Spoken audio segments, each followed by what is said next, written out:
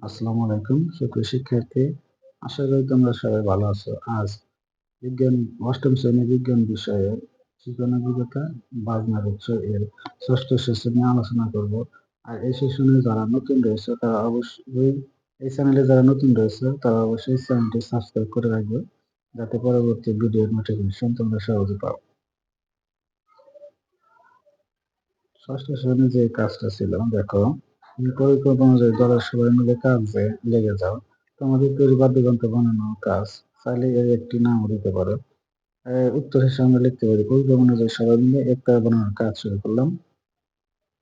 কাজ ২, দলে বসে বাদ্যযন্ত্র বানানো হয়ে গেলে এটি কিভাবে কাজ করে, কিভাবে শরীর অথবা শব্দ পরিবর্তন হয় তা আলোচনা করে নিচের খালি জায়গায় ছবি সহ বর্ণনা লেখা হলো।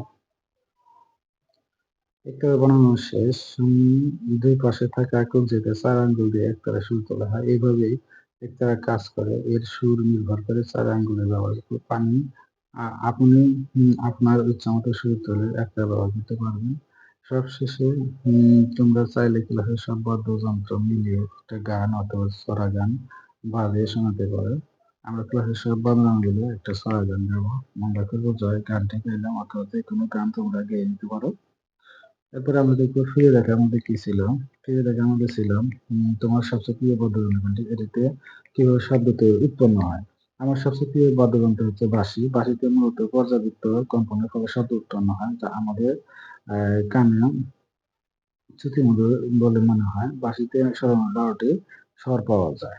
তোমাদের অঞ্চলে এমন কোনো বাদ্যযন্ত্র আছে যা একেবারে আলাদা? আমাদের অঞ্চলে সারেঙ্গা খুব জনপ্রিয়।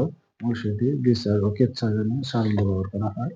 আজকের সেশন এই পর্যন্ত। পরবর্তীতে অন্য সেশন নিয়ে আলোচনা করবো। সেই পর্যন্ত তোমরা সবাই ভালো থেকো। আর চ্যানেলটি অবশ্যই সাবস্ক্রাইব করে বেল আইকনে অল নোটিফিকেশন অন করে রাখবে, যাতে পরবর্তী ভিডিও সহজে তোমরা পেয়ে যাও।